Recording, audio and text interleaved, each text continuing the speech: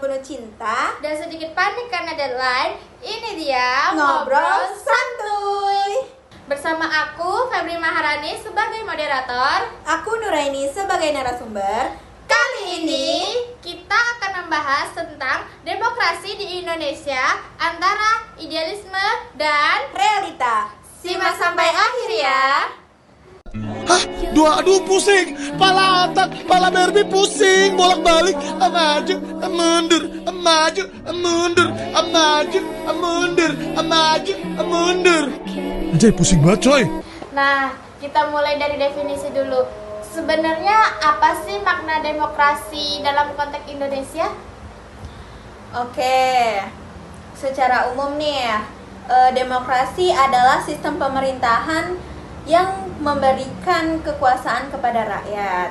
Tapi dalam konteks Indonesia, kita itu punya corak khas tersendiri, yaitu demokrasi Pancasila. Jadi bukan hanya suara mayoritas, tapi dibatasi oleh nilai-nilai seperti musyawarah, keadilan sosial, dan persatuan.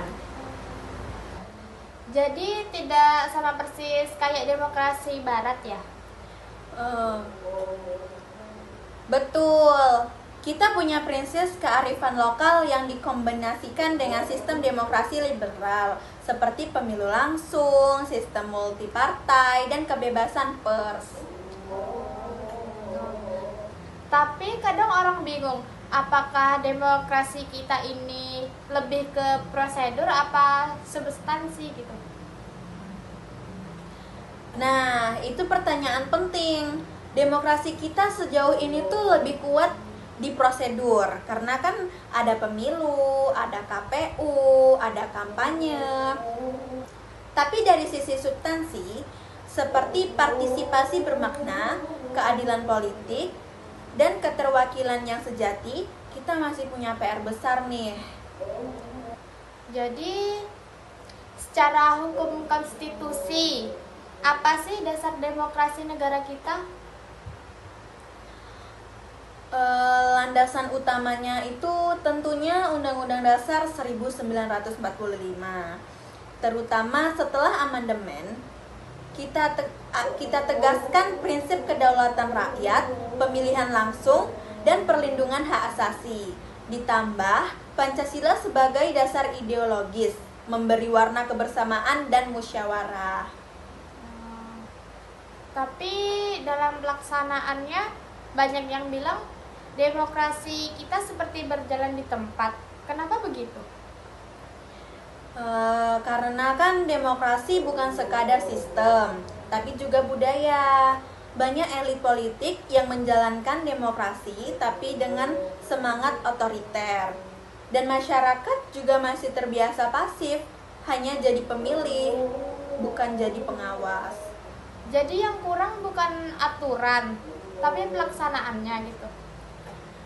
Itu betul banget itu. Sistemnya udah cukup lengkap, tapi aktornya, baik elit maupun rakyat, belum menjalankan demokrasi secara etis dan partisipatif. Kalau kita masuk ke realita nih, kalau boleh jujur, bagaimana sih kondisi demokrasi kita hari ini? Sayangnya nih, banyak indikator menunjukkan kemunduran malahan. Kita melihat gejala kayak demokrasi elektoral yang hanya sibuk soal pemilu, tapi lupa pada kontrol kekuasaan, kayak politik uang, oligarki partai, dan pembungkaman keritaan. Tapi kalau dikupas, banyak masalah di dalamnya. Demokrasi kehilangan rohnya, kedaulatan rakyat. Tapi rakyat juga makin sadar, terutama generasi muda. Apakah ini jadi harapan? Pasti, generasi muda itu kunci masa depan demokrasi. Tapi mereka perlu dibekali literasi politik, bukan cuma terlibat di media sosial, harus belajar cara kerja politik dan memahami hak-haknya. Dan peran masyarakat sipil itu apa? Peran masyarakat sipil itu sangat penting penting banget. Organisasi masyarakat sipil bisa jadi penyeimbang kekuasaan. Tanpa pengawasan publik, demokrasi mudah tergelincir jadi otoritarisme terselubung. Jadi demokrasi itu bukan suatu sistem yang otomatis adil gitu ya? Betul banget itu. Demokrasi itu harus diperjuangkan, dijaga, dan dihidupkan terus-menerus. Kalau kita bicara soal demokrasi nih, seringkali yang terbayang di pikiran kita tuh kan hanya soal pemilu. Terus, tapi demokrasi kan tentu memiliki makna yang lebih luas daripada itu. Sebenarnya apa sih makna demokrasi dalam konteks Indonesia itu? Oke, betul sekali. Demokrasi bukan hanya soal pemilu. Demokrasi adalah sistem yang menjunjung partisipasi rakyat dalam proses pengambilan keputusan politik, perlindungan hak asasi, dan pemerintahan yang transparan dan akuntabel. Seperti itu. Di Indonesia, kita menganut demokrasi Pancasila yang berbasis nilai-nilai musyawarah, keadilan sosial, dan gotong royong. Dan kalau kita bicara tentang idealisme nih, tentu ada ekspektasi besar ya. Iya tentu, menurut saya itu terutama sejak reformasi 1998 kita ingin membangun sistem yang bersih dari KKN, menjamin kebebasan sipil, dan memperkuat lembaga-lembaga demokratis. Nah, masuk ke bagian yang sering bikin kita gelisah nih. Realitanya demokrasi kita masih banyak tantangan ya. Betul banget itu. Kita menghadapi gejala demokrasi prosedural, di mana prosesnya ada tapi substansinya lemah. Politik uang masih marak, partai cenderung elitis dan transaksional, lalu munculnya politik identitas yang memecah belah masyarakat. Terus bagaimana dengan media sosial dan ruang publik digital? Alih-alih menjadi alat demokratisasi nih, media sosial kadang jadi alat disinformasi. Polarisasi makin tajam, debat publik sering emosional ketimbang rasional. Jadi kalau kita telusuri lebih dalam, apa akar dari lemahnya praktik demokrasi kita ya?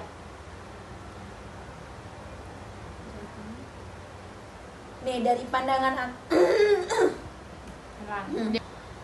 saya lihat ada 3 hal utama nih. Yang pertama ada struktural, yang kedua ada kultural, dan yang ketiga ada pendidikan politik. Tapi kalau boleh tahu apa sih yang dimaksud dari ketiga unsur itu? Oke, boleh banget nih. Yang pertama itu yang dimaksud struktural, yaitu sistem politik yang membuka ruang dominisasi oligarki. Yang kedua ini ada kultural, yang artinya budaya politik kita masih feodal dan pragmatis. Dan yang terakhir ini pendidikan politik, yang artinya masih sangat minim, baik di sekolah maupun di ruang publik. Artinya demokrasi bukan hanya soal sistem, tapi juga soal mentalitas ya. Oke, betul. Demokrasi membutuhkan warga negara yang kritis, aktif, dan sadar akan hak serta tanggung jawab politiknya. Jadi menurutmu apa sih yang bisa dilakukan untuk memperbaiki kualitas demokrasi di negara kita ini? Yang bisa kita lakukan nih, yang pertama ada perkuat pendidikan politik sejak dini. Yang kedua itu dorong partisipasi aktif masyarakat sipil. Dan yang ketiga ini reformasi internal partai politik. Dan keempat, perbaikan regulasi pemilu agar lebih adil dan terbuka. Jadi kalau harapanmu untuk kedepannya nih tentang demokrasi di Indonesia apa sih? Yang saya harapin nih, kita tidak hanya menjaga demokrasi secara prosedural, tapi juga memperjuangkan substansinya. Apa aja sih bentuk substansinya itu? Bentuk dari substansinya itu keadilan, kesetaraan, dan keterwakilan. Oh, seperti itu ya. Lalu kita masuk ke masa demokrasi terpimpin di bawah Presiden Soekarno. Banyak yang mengatakan ini adalah masa kemunduran demokrasi. Bagaimana pendapatmu tentang itu sih? Betul. Demokrasi terpimpin adalah reaksi terhadap kegagalan demokrasi liberal. Tapi hasilnya adalah konsentrasi kekuasaan pada satu orang. Demokrasi diatur, bukan berjalan secara alami. Partai dibatasi, kebebasan berpendapat juga ditekan. Apakah ini termasuk demokrasi gagal di Indonesia saat itu? Bukan gagal, tapi belum menemukan bentuk yang stabil. Demokrasi kita terus berevolusi. Kemudian kan datang Orde Baru nih. Demokrasi Pancasila kan menjadi jargon utama. Menurutmu apa itu betul-betul demokrasi? Kalau menurutku nih, kalau secara formil iya, ada pemilu, partai, DPR. Tapi secara substansi enggak. Pemilu dikendalikan, partai disederhanakan, dan kritik dilarang. Kita menyebutnya pseudo demokrasi atau demokrasi semu. Tapi stabilitas ekonomi dan pembangunan saat itu Tapi stabilitas ekonomi dan pembangunan tercapai saat itu. Apakah itu bisa dijadikan pembenaran? Kalau itu justru masalah utamanya. Demokrasi dikorbankan demi stabilitas semu.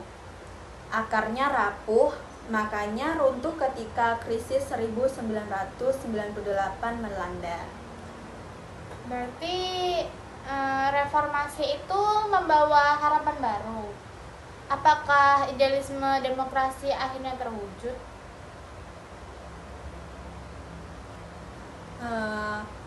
Oke, hal itu banyak kemajuan. Pemilu langsung, kebebasan pers, peran masyarakat sipil meningkat. Tapi kita masih menghadapi politik transaksional, dinasti politik, dan korupsi elektoral. Terus, apakah demokrasi kita dalam ancaman? Bukan dalam ancaman, tapi dalam ujian. Demokrasi bisa mundur kalau rakyatnya apatis dan elitnya tidak bertanggung jawab. Oh, jadi seperti itu. Jadi bagaimana kita bisa menjembatani idealisme dan realita demokrasi?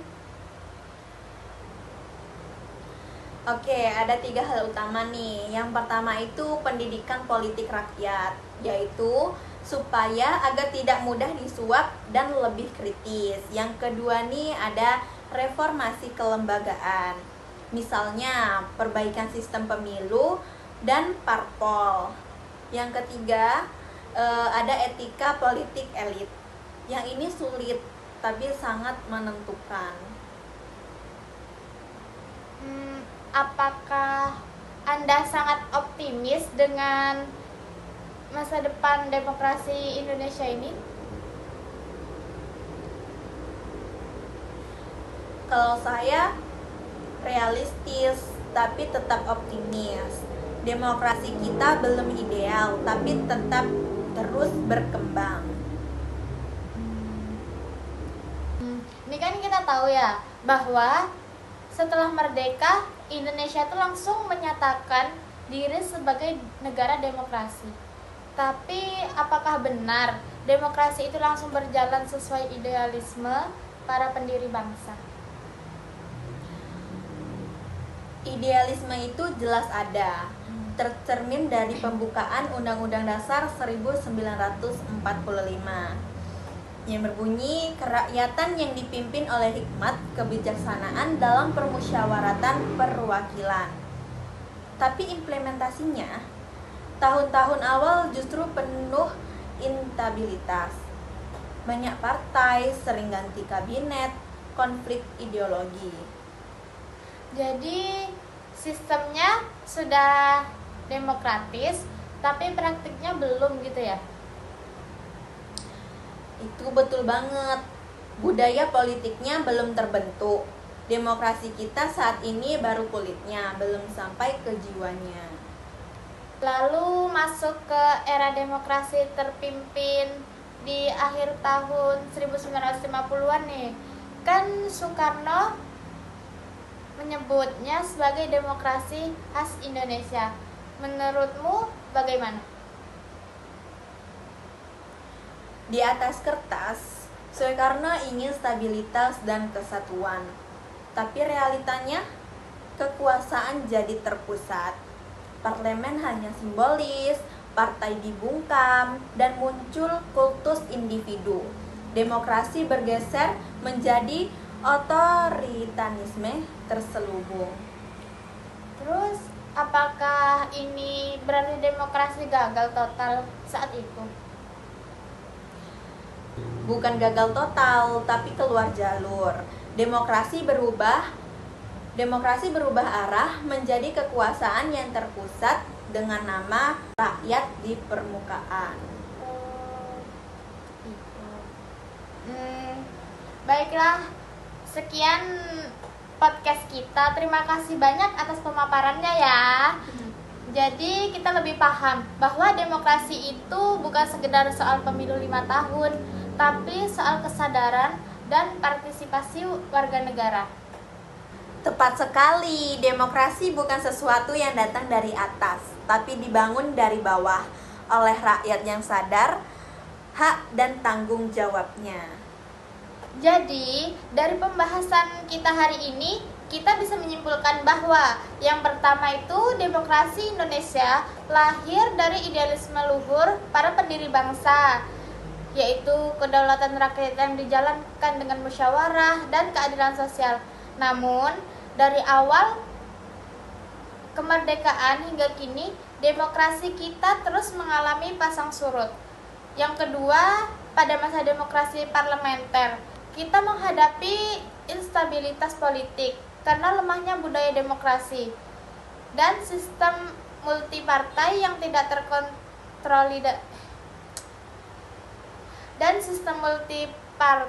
tidak terkonsolidasi. Banyak mana nih jadinya? Nomor 3 loh. Terus yang ketiga, demokrasi terpimpin pada masa Orde Baru menunjukkan bagaimana demokrasi bisa dibajak oleh kekuasaan. Selanjutnya, yang keempat, reformasi tahun 1999. Apa coy? Apa guys? Dia bilang apa guys? Guys, dia bilang apa? Ketik apa ini guys? Gua nggak tahu ketik apa guys. Ketik apa cuy? Selanjutnya, reformasi tahun 1998 membawa harapan baru. Idealisme demokrasi belum